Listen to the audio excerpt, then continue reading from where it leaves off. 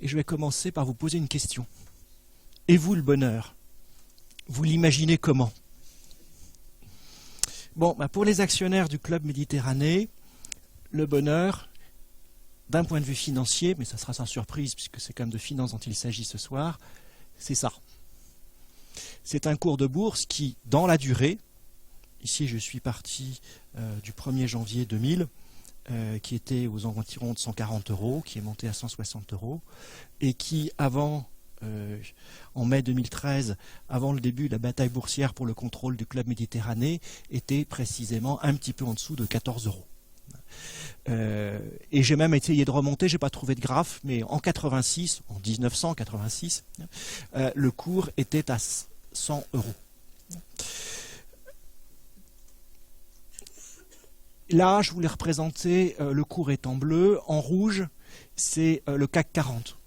Donc vous voyez que par rapport au plus haut de 2000, on est toujours avec un CAC qui n'a pas rejoint son plus haut de 2000. À l'époque, il était de 6700 points. Le CAC, en ce moment, est à 4500 points, si vous voulez. Et donc, ce n'est pas uniquement dû à la conjoncture économique et financière propre à la France que matérialiserait le CAC. Il y a aussi des éléments propres au Club Méditerranée. Autre page publicitaire extrait, incomparable Club Méditerranée. Vous avez deux courbes ici sur longue période, puisque ça fait plus de 10 ans, 12 ans exactement. Vous avez en bleu la rentabilité demandée par ceux qui financent le Club Méditerranée. C'est quelque chose qu'on traitera ensemble en détail dans la deuxième partie de ce MOOC consacré à l'évaluation d'entreprise. En anglais, Weighted Average Cost of Capital, du terme WACC, coût du capital. Et puis de l'autre côté, vous avez en rouge la rentabilité obtenue, qu'on verra ensemble en détail dans la première partie de ce MOOC. Return on Capital Employed en franglais, ou rentabilité économique. Bon, vous voyez que sur la période, même s'il y a une amélioration très nette, jamais sur les 15 dernières années, les différentes équipes du Club Méditerranée, les différentes stratégies mises en œuvre n'ont réussi à dégager une rentabilité qui corresponde à celle que demandent les investisseurs, à la fois actionnaires et prêteurs du Club Med. Rêver. Là, vous avez encore deux courbes. Vous avez la courbe rouge, qui est les capitaux propres comptables. Au bilan du Club Méditerranée, on fera une analyse financière, ce qu'on fera dans la première partie du MOOC. On commentera le niveau des capitaux propres. Et vous voyez ici deux choses. La première, c'est que le niveau des capitaux propres en 13 ans, 12 ans, est resté le même, à peu près le même, bien qu'il y ait eu une augmentation de capital de 103 millions d'euros en 2009. Autrement dit, en fait, c'est une société qui n'a quasiment jamais dégagé de résultats nets positifs, ou les peu qu'elle a pu dégager ont été mangés par les pertes d'autres années. Et la deuxième, qui est plus financière, on verra ensemble en détail dans la 4e semaine de la deuxième partie de ce programme, c'est la réconciliation entre d'un côté les capitaux propres en valeur et les capitaux propres en montant comptable. En montant comptable, c'est ce que les actionnaires ont apporté à l'entreprise ou laissé à la disposition de l'entreprise. Et en valeur, c'est la capitalisation boursière, puisqu'on a une affaire cotée en bourse qui est facile à observer, c'est combien ça vaut. Et vous voyez que pendant un temps, on a pu rêver, et donc ma photo d'avant n'était pas inutile, puisque vous voyez jusqu'en 2007, on avait une valeur des capitaux propres qui était le double des capitaux propres comptables. Alors même que la rentabilité était très insuffisante, CF la slide d'avant, par rapport à ce que demandaient les investisseurs au sens général. Mais crack de 2008-2009, au jour d'aujourd'hui, c'est début des années 2000, vous voyez, il y a une coïncidence entre les deux. Et donc le rêve, d'un point de vue financier, n'est pas au rendez-vous. Ce qui explique ce qui est arrivé ensuite au groupe. Quelques éléments de chronologie que je commenterai ponctuellement. Donc, en mai 2013, le cours, enfin juste la veille de la première offre, il est à 13,85. Fosun, qui est un espèce de Warren Buffett chinois, enfin c'est une société cotée qui a des activités opérationnelles qu'elle contrôle ou prend des participations d'ordre financier dans d'autres entreprises, était rentré au capital en 2010, avec d'ailleurs aussi à ce moment-là AXA Private Equity, qui a ensuite été cédé par le groupe AXA et qui s'appelle maintenant Ardian. Et ils font une offre, ils proposent à l'ensemble des actionnaires de racheter les actions sur la base de 13 € l'action, ce qui fait apparaître une prime, vous voyez, de 23%, qui est un peu dans la moyenne basse des primes qu'on observe habituellement dans les opérations de changement de contrôle sur la place de Paris, où on est plutôt aux alentours entre 20 et 30, mais plutôt vers 30 que vers 20. Le Conseil, comme toujours, doit se prononcer, et là c'est toujours compliqué, parce que vous avez un management qui fait partie de l'offre. Ce n'est pas que des tiers. Il y a aussi le management emmené par Henri Giscard d'Estaing qui fait partie financièrement, qui devient actionnaire, qui deviendra actionnaire du consortium des deux investisseurs Fosun et Ardian. Alors certes, ils n'auront pas la majorité, bien évidemment. Et donc, le Conseil doit se prononcer, sachant dans le Conseil, il y a des membres de la direction. Enfin, il y a le président du Conseil d'administration qui est par ailleurs, étant PDG, le premier opérationnel. Et donc, c'est toujours une situation de conflit d'intérêts potentiel, puisque au même moment, le management doit dire moi j'y crois, j'investis dans cette affaire à 17 €, et au même moment, il doit dire vous, actionnaires, venez, l'offre à 17 € est généreuse. Bon.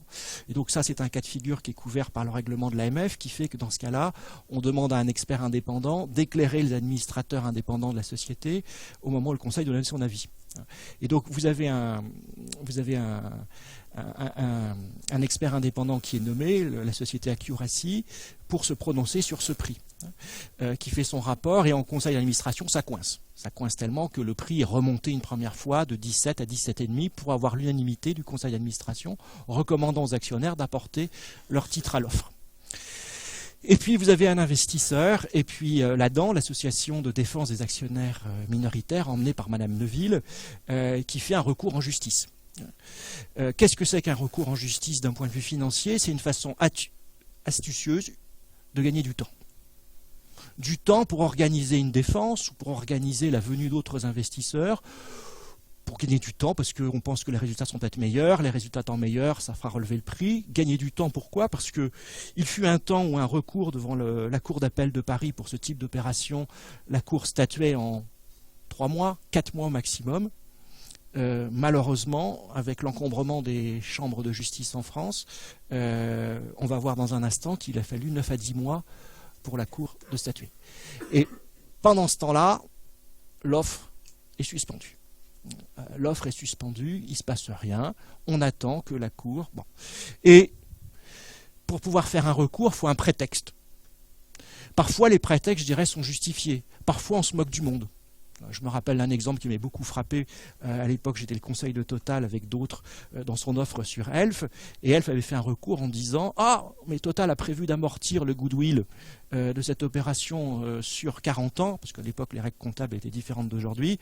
Or, la société vient à expiration dans 20 ans, donc c'est pas possible. » Donc c'était quand même se moquer du monde, parce qu'on sait tous qu'une société anonyme de 99 ans, quelques années avant la date fatidique, bon, on la proroge en assemblée générale, c'est une formalité. Bon, ça avait servi. Bon. Là, l'ADAN et l'investisseur ont trouvé comme prétexte le fait que Accuracy faisait 0,8% de son chiffre d'affaires avec AXA Private Equity, qui est l'un des principaux, si ce n'est le principal investisseur en private equity sur la place de Paris. Et Accuracy étant l'un des principaux cabinets de services financiers, il est normal, étant actif, les 0,8% du chiffre d'affaires, ça ne compromet pas l'indépendance. C'est in fine ce que va décider la Cour, mais en attendant, il y a du temps qui a été gagné de cette façon-là. Donc un argument juridique qui est utilisé souvent comme une mesure, pour gagner du temps. Ça a permis à quelqu'un qui n'était pas au capital, Andrea Bonomi, de prendre une participation sur le marché en achetant des titres, tout simplement, et puis de monter progressivement dans le capital du Club Méditerranée. Et les recours sont rejetés, vous voyez, en avril 2014. Donc 9 mois après, peut-être même 10, bref, l'ordre de grandeur.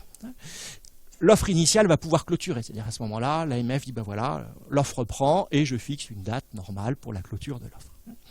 Sauf que Andrea Bonomi ayant racheté sur le marché, continuant à racheter sur le marché, n'exprimant pas clairement ses intentions, l'AMF utilise une disposition inspirée du droit anglais qu'on appelle put up ou shut up, c'est-à-dire soit vous vous déclarez pour faire une offre, soit vous vous déclarez pour pas en faire. Mais si vous vous déclarez pour pas en faire, pendant 6 mois, vous ne pouvez plus en faire. Et donc elle le force en lui donnant un délai, le 30 juin, en l'occurrence, de préciser ses intentions. Et le 30 juin, le dernier jour, il annonce une offre avec un prix, vous voyez, de 20% en hausse par rapport à l'offre précédente. Alors, 20%, ça peut paraître beaucoup, mais il s'est quand même passé plus d'un an, puisqu'on avait commencé en mai 2013 et qu'on est en juin 2014. Et dans l'intervalle, les conditions économiques et la vie économique générale a continué. Et donc, la bourse a monté, les taux d'intérêt ont baissé, les primes de risque ont baissé, un certain nombre de facteurs qu'on verrait dans la deuxième partie de cette formation qui expliquent une partie de l'augmentation de la valeur de l'action du Club Méditerranée. Bon, et puis après c'est une bataille. Voilà, il y a deux personnes qui veulent acheter. In fine, il ne pourrait y en avoir qu'un seul, selon toute vraisemblance. Et puis, c'est la loi boursière. Voilà, on n'est pas dans une salle d'enchères, mais on s'en rapproche dans le principe. Et chacun, encadré par le règlement de l'AMF, relève son offre. Une première fois, vous voyez, Fosun à 22, puis 23, puis 23,5, puis 24, puis 24,6, plus 78% par rapport au cours du 24 mai 2013. Et puis là, il y en a un des deux qui va craquer, c'est Andrea Bonomi qui annonce, voilà, je renonce, j'arrête. Et donc, je peux prédire, sans prendre trop de risques, que le mois prochain, Fosun va effectivement prendre le contrôle légalement du Club Méditerranée. 4 idées ou 4 éléments qui me paraissent importants. Cet exemple est un exemple extrêmement atypique, si je puis dire, où il est rare d'avoir une telle déconnexion entre, d'un côté, la notoriété mondiale de l'entreprise. Quand on demande aux gens en notoriété spontanée, 90% des gens en France connaissent le Club Med, 80% aux États-Unis connaissent le Club Med, et encore mieux, 66% des gens dans les grandes métropoles chinoises vous citent spontanément le Club Méditerranée quand vous parlez de lieu de vacances. Donc une image extraordinaire, construite depuis 60 ans, et une réalité financière très décevante. Une réalité financière très décevante, mais j'ai fouillé dans mes souvenirs, cette société a toujours attiré des investisseurs de renom, fascinés, s'encanaillant quelque part, par l'image du Club Med. Et je me rappelle quand je suis rentré à Paribas, qui était mon premier job, en 86, on me disait Pascal, il y a un membre de la direction générale qui est administrateur du Club Méditerranée comme depuis très longtemps, et c'est le Conseil de Paris, on s'amuse le plus. Et à ce conseil, vous avez eu des gens très prestigieux, Edmond Rothschild, mon Paribas, les Agnelli de Fiat, au cours du temps, Accor, la Caisse des dépôts, Rolaco du Maroc, d'Arabie Saoudite, Benetton, Bernard Tapie n'est pas rentré au conseil. Bon. Donc, quelque chose qui est atypique, si vous voulez. Une image fabuleuse et une réalité financière. Vous avez vu mes graphiques, c'était un peu provoquant, je voulais éviter que vous vous endormiez au début de cette présentation. Bon.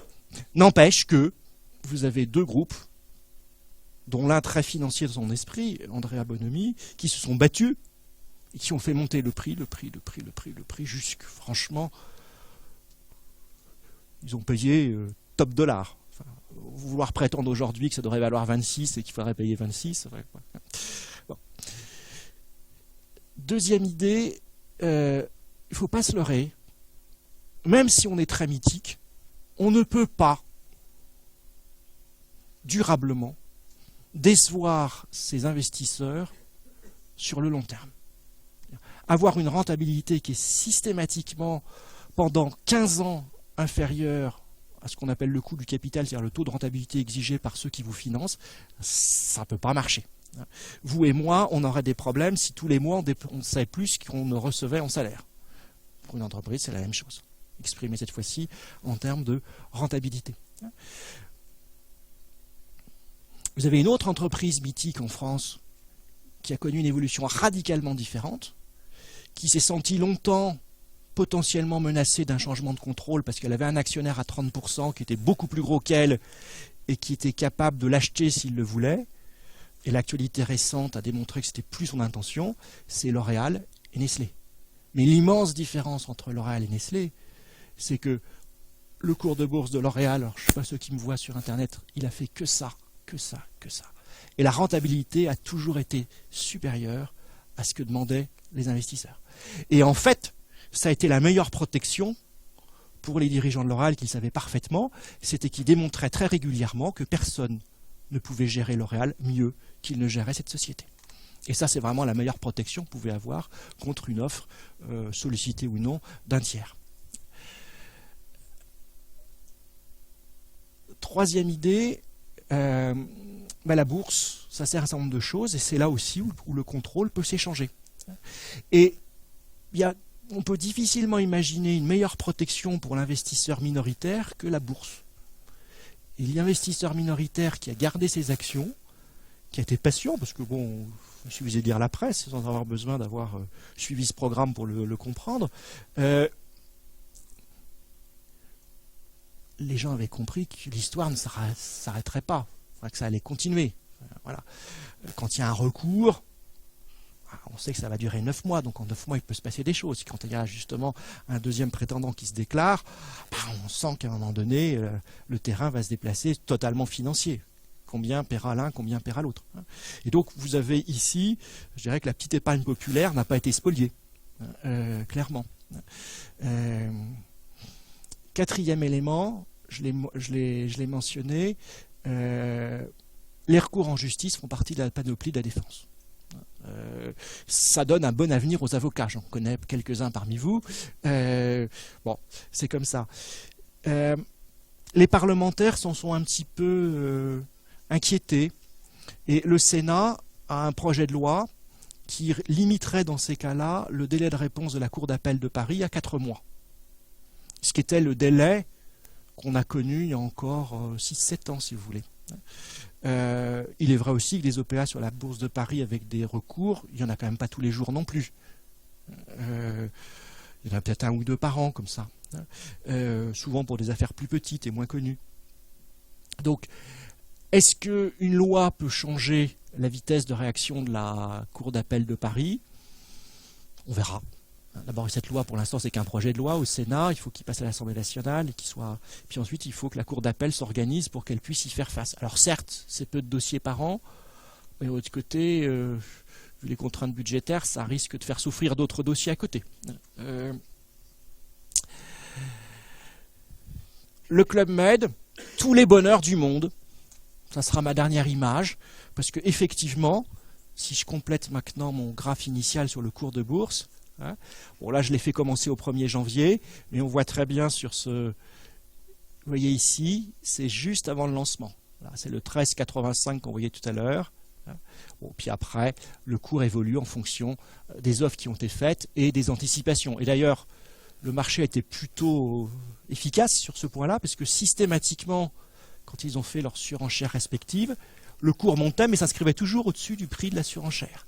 Et même à la fin, lors de la dernière offre de Fosun à 24,60, le cours était au-delà de 25, espérant qu'Andrea Bonomi continuerait à rajouter les 2% minimum qu'il faut pour pouvoir surenchérir. Et puis bien non, il ne l'a pas fait, donc le cours est retombé, vous voyez à la fin, tout à la fin, il y a peut-être des gens qui ont acheté à 25. Ils vendront à 24,60. Voilà. Mais ceux qui l'avaient à 13, il y en a peut-être dans la salle, à moins qu'ils l'aient acheté il y a très très longtemps, n'ont pas fait une mauvaise affaire. Voilà ce que je voulais vous dire dans le quart d'heure qui m'était imparti sur ce sujet-là. Et donc maintenant, je me tiens à votre disposition pour répondre aux questions que vous pourriez avoir ou qu'on pourrait me communiquer d'Internet. Quel est le premier qui veut se lancer? Monsieur?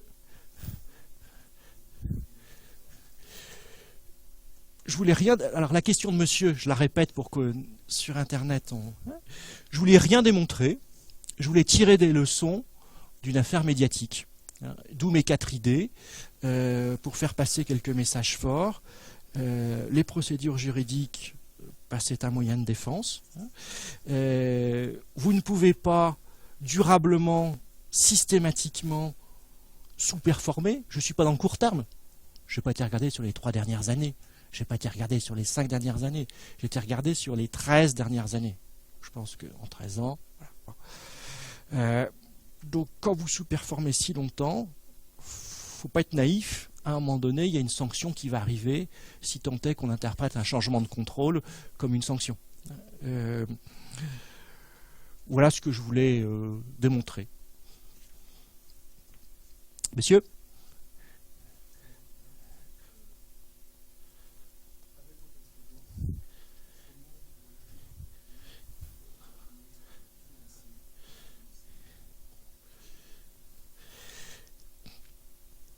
Quand vous payez une prime de contrôle de 73%, faut que vous ayez des idées opérationnelles très claires et très arrêtées. Alors certes, de façon évidente, avec un taux de notoriété spontanée de 66% dans les grandes métropoles chinoises, il y a un potentiel probablement considérable de ce côté-là qu'ils ont commencé à développer, puisqu'ils n'ont pas attendu Fosun pour aller en Chine. Et clairement, la stratégie de Fosun est de dire on va foncer dans cette zone, c'est clair. Mais il va falloir foncer vite et bien pour rentabiliser d'un point de vue strictement financier, puisque c'est votre question, monsieur, un investissement que vous faites avec une prime de contrôle où vous payez 77 ou 78, j'ai oublié le chiffre exact, il était là, l'ordre de grandeur, de plus qu'un cours stable. Ça veut peut-être dire que à titre personnel, je préfère ne pas être à la place d'Henri Giscard d'Estaing, si vous voulez. Parce que là, si Fosun a un comportement très financier, il va falloir faire suer le bournou.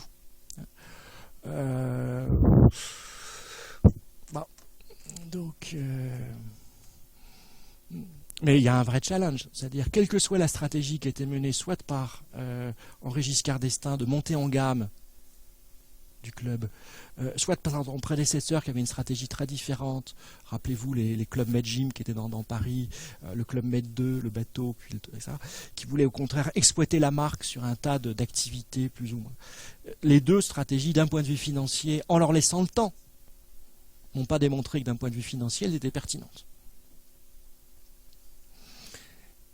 Et que macroéconomiquement,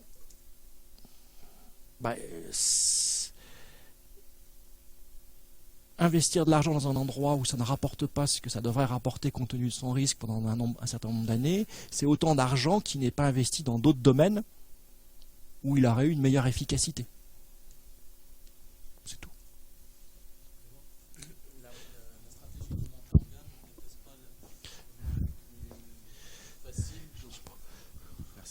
Est-ce que la stratégie de monter en gamme n'était pas le moyen le plus aisé d'augmenter le ROS et d'atteindre la performance demandée par les investisseurs?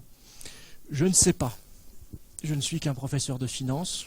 Je ne suis pas un professeur de marketing, de stratégie. Simplement, j'observe que cette stratégie, elle a été mise en œuvre. Alors peut-être mal, je ne sais pas. Mais elle a été mise en œuvre depuis 2002. On est en 2013. Donc on a laissé du temps au temps quand même. Et c'est mieux qu'en 2002, mais qu'on en est encore loin. On fait les 3/4 de ce qui est demandé. Y aurait-il d'autres stratégies? Je vous répondrai dans 10 ans, lorsque vous reviendrez suivre ce programme, parce qu'on a besoin régulièrement de se remettre à jour en finance, en particulier, où on pourra regarder ce qu'a fait Fosun du Club Med. Parce qu'ils vont le réintroduire en bourse. Ils ont prévu de le réintroduire dans quelques temps sur la bourse de Shanghai. Parce que pour eux, c'est une façon de démultiplier leurs moyens financiers, de refinancer une partie de la dépense qu'ils font aujourd'hui. Donc on aura accès au compte dans quelques temps. Monsieur ?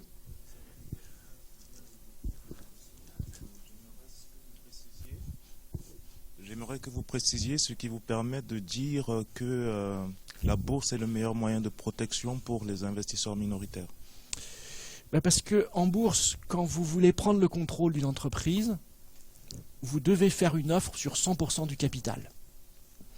Dans une entreprise non cotée, s'il n'y a pas de pacte d'actionnaires qui vous protège en tant que minoritaire, on peut très bien acheter le contrôle d'une entreprise non cotée sans faire aucune offre aux autres actionnaires.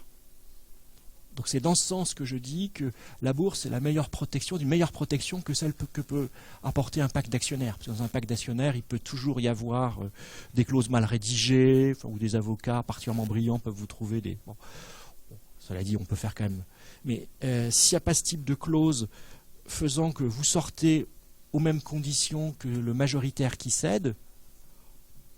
Il y a plein d'exemples de sociétés dans lesquelles les minoritaires restent là à côté et voient les trains passer. En bourse, dans notre pays, dans l'Union européenne, ce n'est pas possible. Je ne dirais pas la même chose en Suisse. En Suisse, vous avez une autre affaire boursière qui défraie l'actualité en ce moment, qui est Saint-Gobain qui a acheté des actions d'une société qui s'appelle Sika. Voilà, c'est des actions qui offrent plusieurs droits de vote, contrairement aux autres. Et ils n'ont absolument pas l'intention jusqu'à présent de faire une offre de désintéressement aux actionnaires minoritaires en droit de vote, mais majoritaires en nombre d'actions. Mais la Suisse, c'est la Suisse, et ce n'est pas dans l'Union européenne.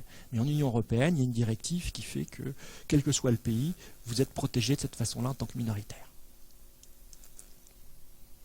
Madame ? Un commentaire peut-être de votre part sur les avis d'équité que vous nous avez montrés et sur peut-être la différence, comme sur tout marché, entre ce qui peut être les valeurs rationnelles d'échange, car je ne doute pas que des tas d'experts, voire des professeurs en finance aient donné leur point de vue, et puis la valeur que peut mettre quelqu'un s'il a une attitude un peu irrationnelle ou des projets que nous ne connaissons pas à l'heure actuelle pour valoriser son prix. Oui. Alors,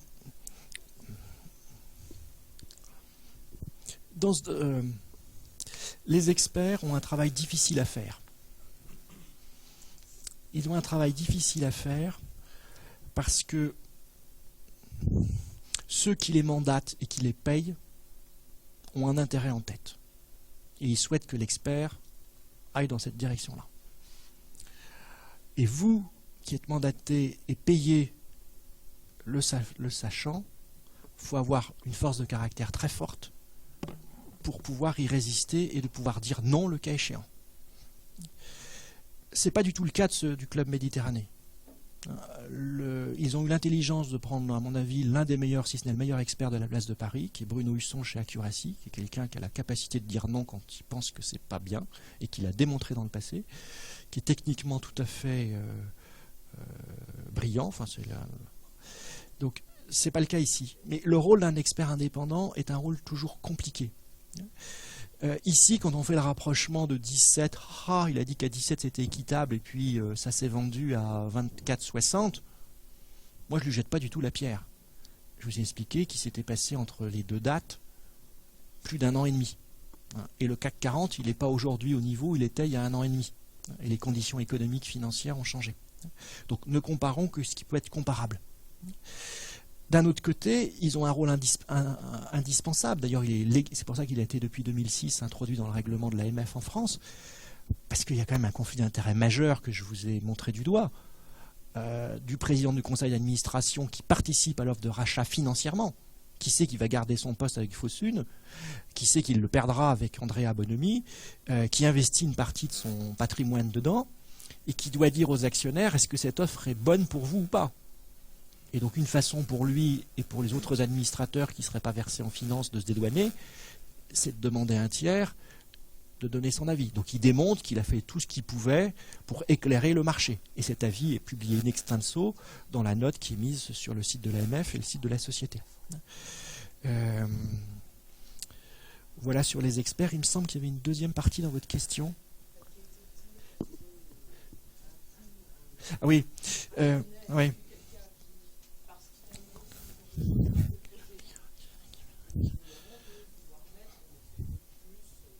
Oui. Vous voyez, je vais vous citer une phrase que m'a dit un jour quelqu'un que j'admire beaucoup, qui est Guy Verrecchia. Guy Verrecchia est quelqu'un qui est peu connu du public, c'est quelqu'un qui a 14 ans a quitté l'école. Son père était propriétaire d'une salle de cinéma dans l'Est parisien et au cours du temps, il a créé le groupe UGC, qui est le groupe leader en France, mais aussi en Belgique, dans les salles de cinéma. Et Guy Verrecchia m'a dit « Pascal, je vous aime bien, mais vous savez Pascal, le meilleur expert sur l'évaluation, c'est celui qui fait le chèque. » Et il y a quelque chose de vrai dans cette phrase. Il y a quelque chose de vrai dans cette phrase. Vous empêcherez jamais quelqu'un qui est Fosun est contrôlé par une personne physique. Vous empêcherez jamais quelqu'un de succomber à l'hubris, surtout quand il est tout seul à prendre la décision. Et donc après, moi je suis modeste, hein, est-ce que ça vaut 22, est-ce que ça vaut 20, est-ce que ça vaut 17? On verra ensemble des techniques qui nous permettent de mieux préciser cela, de mieux cerner, mais in fine, il y a la liberté de quelqu'un de faire un chèque ou de ne pas faire un chèque. Il y a quelqu'un qui a des synergies, il y en a un autre qui n'en a pas. Et ça a un impact naturellement sur le prix qui peut être payé. Et on vit parfois des moments comme ça, privilégiés, où on a une valeur qui... Enfin, moi je me rappelle quand j'étais jeune, parce que c'est comme ça que j'ai payé ma première voiture.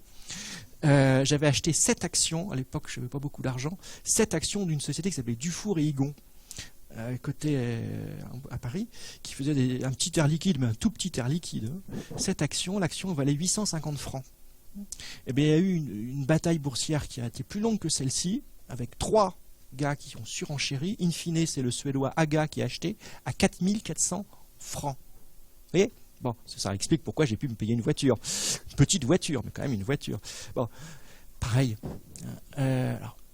Et là, le Club Med, c'était quand même pas une affaire qui était manifestement sous-évaluée. C'était une société qui valait en bourse environ 400 millions, avec un flottant assez large parce qu'il n'y avait pas de gros actionnaires, suivi par les analystes. Donc c'était difficile. Bon. Donc on n'empêchera jamais qu'au-delà des modèles, des formules mathématiques, qu'il y a à un moment donné de l'hubris, de l'envie, ou quelque chose qui a été vu par quelqu'un qui n'a pas été vu par les autres. C'est plus rare, mais ça peut arriver. Pascal, oui. Est-ce que je peux me permettre d'intercaler une question qui nous vient en ligne, qui nous vient d'Internet, et qui est la suivante. Donc, dans quel délai pensez-vous que la gouvernance du Club Med peut changer, puisqu'il semble que Fosun veuille aller dans cette voie? Dès qu'ils ont réuni, dès qu'ils ont pris le contrôle, c'est-à-dire c'est une affaire de quelques semaines maintenant, mi-février, ils auront 100% des actions, ou quasiment 100%, ils feront un processus de délisting automatique dans la foulée de la Bourse de Paris, parce qu'ils auront certainement plus de 95% qui est le minimum requis, et donc ensuite ils convoquent une assemblée générale, et puis ils changent le conseil d'administration s'ils ont envie de le changer, ou ils gardent ceux qu'ils vont garder. Donc c'est une affaire de quelques semaines maintenant. La gouvernance sera changée dans quelques semaines, et ça sera une affaire non cotée, qu'ils géreront comme ils l'entendront, jusqu'au jour où ils la réintroduiront en bourse, comme ils ont indiqué avoir l'intention de le faire. Bien, s'il n'y a pas d'autres questions. Moi j'ai une autre question. Si, allez-y. Encore en ligne, qui est une excellente introduction à notre deuxième cours en fait. Puisque la question est, savez-vous quelles méthodes d'évaluation ont été utilisées au cours de cette longue histoire? Oui. Donc il y a des passages obligés. Quand vous êtes un expert indépendant, vous devez vous prononcer dans un contexte compliqué, vous ne pouvez pas dire je prends cette méthode-là et tout le reste je l'ignore. Donc les deux principales méthodes ont été mises en œuvre, les deux principales étant de se dire je regarde des sociétés comparables et puis je regarde à quel prix elles sont valorisées et j'en déduis de la même façon que lorsque je vais acheter un appartement boulevard de Clichy, je regarde le prix du mètre carré dans une transaction récente et puis je l'applique à mon appartement de 95 mètres carrés que je vais acheter. Voilà, donc une méthode comparable. Et puis le problème du Club Med, c'est que de vous à moi, c'est quand même une société qui est incomparable. C'est très difficile de trouver des sociétés. On trouvera des sociétés hôtelières, mais le Club Med n'est pas un hôtel. On trouvera des agences de voyage, mais le Club Med n'est pas une agence de voyage. On trouvera... ils ont créé leur propre marché, et même encore aujourd'hui. Bon. Donc cette méthode-là, elle est faite parce que c'est un passage obligé, on ne peut pas se permettre de ne pas la faire, mais elle n'amène pas à grand-chose, parce qu'il y a tout de suite des restrictions disant on l'a fait, mais voilà, la plus belle fille du monde ne peut donner que ce qu'elle a, ou le plus beau garçon du monde ne peut donner que ce qu'il a, et bon... Deuxièmement, c'est les méthodes qui reposent sur l'actualisation des flux de trésorerie disponibles, c'est-à-dire la capacité d'une entreprise à générer des flux de trésorerie de la même façon que si je veux, par comparaison avec mon appartement de 85 mètres carrés de l'avenue de Clichy, quand j'en deviens propriétaire, j'ai plus de loyer à payer, et donc sa valeur d'un point de vue financier peut être appréciée simplement par l'actualisation des loyers que je ne paie plus étant devenu propriétaire. Je fais l'économie des loyers, et donc sa valeur tient compte de ces loyers. Bon. Et donc, on fait une actualisation de flux de trésorerie disponible qui était d'autant plus pertinente ici que chacun avait un projet industriel. Et donc chacun par derrière avait un plan d'affaires en disant voilà, moi je pense faire ceci, développer tant le chiffre d'affaires, tant les marges, les investissements, le besoin en fonds de roulement, etc. Bon. Et donc ces 2 méthodes dans les notes ont été publiées, et si ça intéresse certains d'entre vous, c'est dans le domaine public, hein, donc vous allez sur le site de l'AMF et vous allez voir, il y a plein de documents. Et c'est assez, les rapports d'experts font une 40aine de pages, c'est assez copieux, c'est assez intéressant. Si le Club Med vous intéresse, il y a plein de choses dessus.